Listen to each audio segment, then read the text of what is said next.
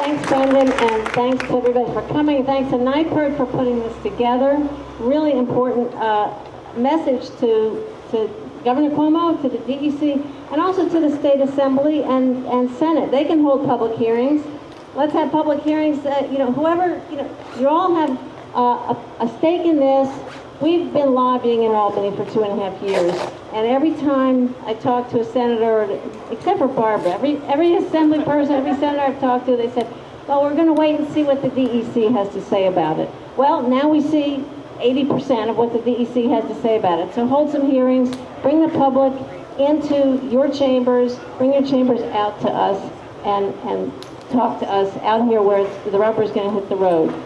We are faced with looking at a document that's right now more than 1,000 pages long. If you have dial-up in the rural areas where drilling is going to happen, if you're lucky enough to have dial-up, lots of places don't even have that.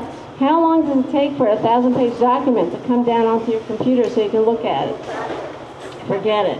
I don't know. Are there even print copies in the town halls yet? Are there any in the library?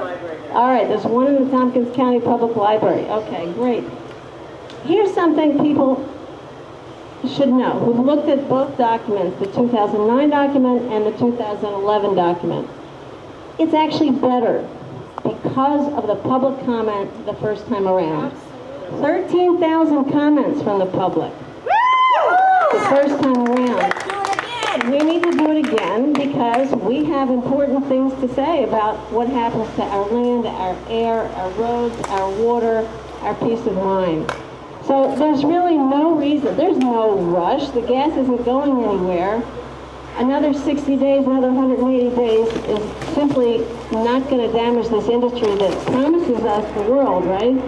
Well, if it's really so safe, if it's really so good for us, then 180 days won't hurt the gas industry, but it could help us to understand exactly what's involved, especially the second part of this document that still hasn't come out. It's completely new analysis of the social and economic issues involved. We've never seen this before. It's going to take everybody time to read and absorb that. We need 180 days. We need the governor, we need the Assembly and the Legislature to step up because this is our future. And it's been wonderful to see young people involved in this because they know that this is the land that we're handing off to them. They need to know how to protect it. We all need to protect it. And we need 180 days. It's not that much to ask. So thanks again to NYPIRG for bringing us here today. And the fresh water is coming down. So glad you all have umbrellas. Thanks very much. Thank you, Martha. All right, and our next speaker that's coming up hardly needs any introduction. She's been one of the biggest champions in the New York State Assembly on this issue. She's been working tirelessly on it. And here she is, Assemblywoman Barbara Lifton.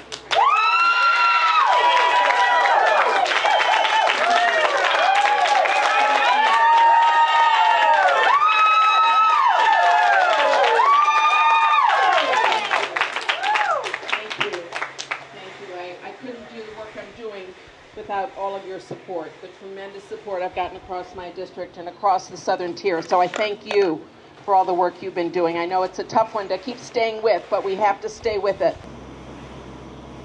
As I've said before, high volume hydrofracking is the environmental issue of the century for New York State, with potentially devastating long-term ramifications for our economy, our air and water, and the health of our citizens.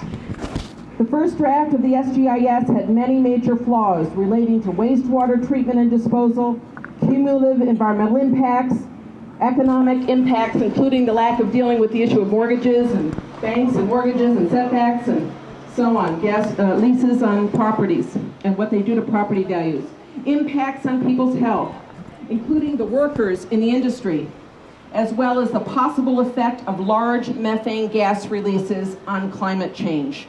Methane gas, as I'm sure you all know now, is, according to Bob Howarth, 105 times more potent as a greenhouse gas than CO2 in a 20-year window. And of course, it's that short 20-year window that we ought to be most worried about. Governor Patterson, to his credit, responded to the scathing criticism of that first draft by issuing Executive Order 41, which called for a comprehensive do-over of the draft SGEIS, thereby acknowledging the many serious flaws and gaps in the original scoping document. To his credit, Governor Cuomo reissued that executive order as Executive Order number 1 when he assumed office. Because most of these issues that I've just named were inadequately treated or altogether missing from the first draft, and because these are large, complicated, and critical issues for our state and our country, I strongly urge that the DEC provide a 180-day comment period for the forthcoming final revised draft SGEIS.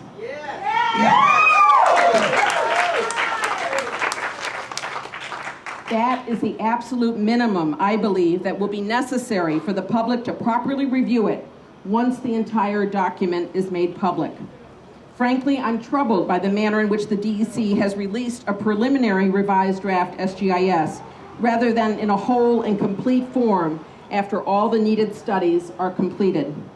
I voiced the same strong criticism as did many other individuals and environmental groups about the first draft, that it was incomplete with many important issues missing. By its very nature, an EIS calls for a comprehensive review. The pieces should all fit together in a coherent whole. And so to release part of it and say there is more to come, a crucial socioeconomic study, but that the public can go ahead and begin its review nonetheless, is to fundamentally undermine the value of the quality of that review, as it seems somewhat prejudicial, assuming the outcome of that incomplete socioeconomic study. I urge the DEC not to do anything else that might further erode public faith in the agency's ability to carry out its mission. I want to thank my colleague, Assemblyman Bob Sweeney, Chair of the Assembly Committee on Environmental Conservation, for his leadership in this whole area, and on this point in particular. In June, he drafted a letter calling for this 180-day comment period, and I and many of my Assembly colleagues signed on to that letter. The letter, of course, went to the DEC and the governor. And I want to thank the tens of thousands of New Yorkers, including all of you here, who continue to insist, in the words of Governor Cuomo, that our water is sacrosanct, and who, like me, plan to hold the governor to his words. Thank you. Thank you. Thank you all. Thank you.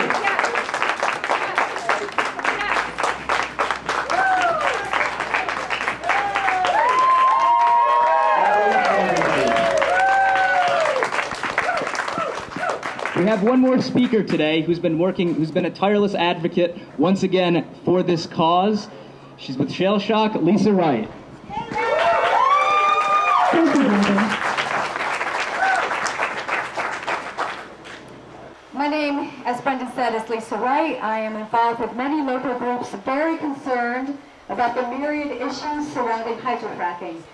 I imagine many of you are tired this morning due to once again staying up late, yet again slavishly submitting your thoughtful comments in response to yet another, quote, unbiased, industry-friendly government report against yet another impossible deadline that perhaps might be read by some low-level government officials and or politely filed away in the annals of obscurity. Numerous groups throughout the state, and many in our region alone, have sprung up in defense of our communities from shale gas extraction. Groups like Enfield Neighbors for Safe Air and Water, Dryden Resource Awareness Coalition, People Against Unsafe Sources of Energy, Residents Opposing Unsafe Shale Gas Extraction, Shaleshock Action Alliance, and Concerned Citizens of Ulysses.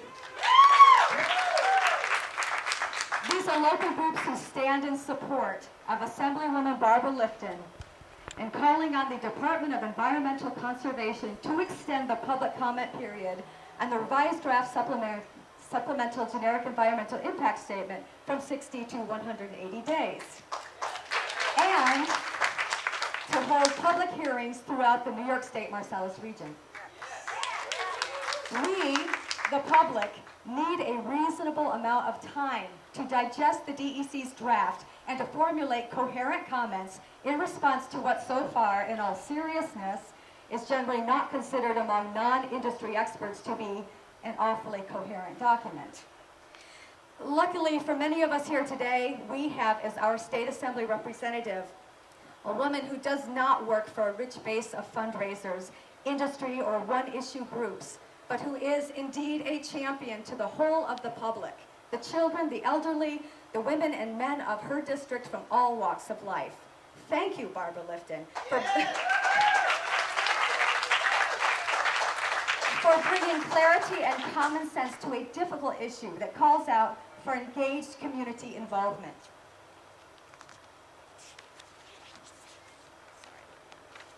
Last summer, I attended a Democratic Party fundraiser where I had the good fortune to meet Matt Zeller, the young candidate and war veteran taking on Congressman Tom Reed. Zeller was clear in voicing his view that hydrofracking was wrought with problems and uncertainty. This young man spoke with such clarity and conviction that I was proud to be present and was heartened that there are vital young leaders in the wings, ready to be of service to the public. In the days of my youth, a dyed-in-the-wool Republican President Nixon created the EPA.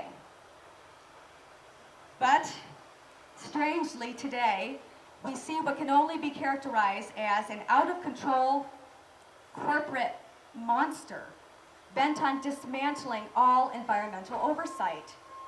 Regulatory authorities like the EPA have become impotent yes-men for corporate misbehavior. When President Obama and the EPA pretty pleased their way through the BP Gulf disaster, I became certain then, as I am certain now, that unless the grown-ups of this state send a clear message to Albany that Governor Cuomo and Martens' DEC will be forced to ingratiatingly pretty please their way through every problem the gas industry sets before them. Pretty please, can we work for an effective New York State severance tax or other protective fee? Pretty please, can you stop bullying our citizens with misbehaving landmen and threats of force majeure? Pretty please, can you not frack in environmentally sensitive areas? Pretty please, can you use best practices, or even if there are no state regulations in place, just because we asked you nicely? This is what our state government has been reduced to on the issue of hydrofracking. Local governments are standing up because the state cannot stand up for them. We are now seeing Republican state senators like Nozzolio, Ball, and Seward taking on issues related to home rule and hydrofracking, crossing the aisle in significant ways. A recent poll of a little more than 1,600 people by Quinnipiac University is being used to say 47% of New Yorkers support hydrofracking. But if you just take a quick look at this poll, 42% of the respondents said they didn't know anything about hydrofracking. This is the kind of ignorance pro-gas politicians and gas industry PR folks depend on for political cover.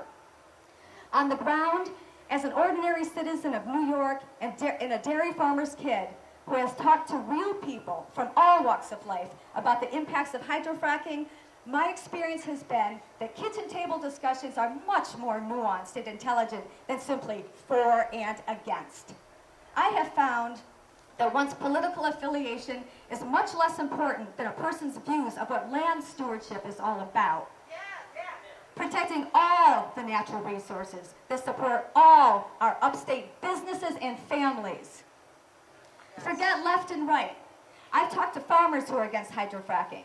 I've talked to a hunter running for president of his NRA chapter who's against hydrofracking. I've talked to winery owners against hydrofracking.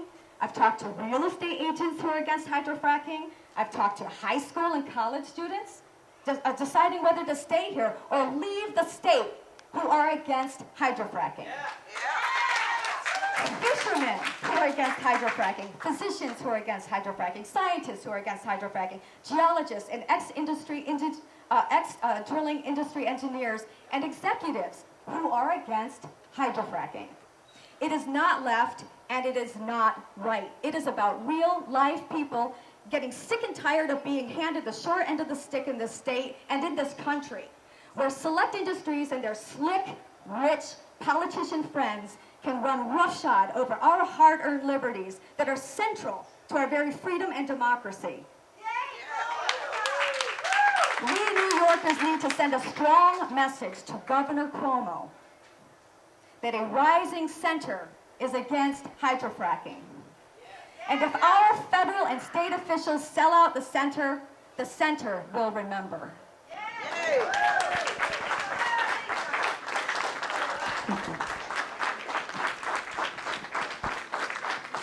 Thank you, Lisa. So that ends the formal part of our rally and press conference here today. If you guys do want to take action, there are some things that you can do immediately. You can call the DEC, you can email them, fax them, write them. I called them, and I said, I want to give an opinion on this 60-day comment period, and they said, oh, you can't do that by phone. Oh, well, everyone call them then. Everybody call them. Call the DEC, write them, fax them, you name it. Shout it from the rooftops. Tell them that you want 180 days to comment on this document. Also, don't forget our friend, Governor Andrew Cuomo. You also need to put pressure on him. Write him, fax him, call him, make it so as their staff and everybody that they work with knows that the people of New York State want 180 days to digest this document and properly comment on it. Yes. Thank you all for coming.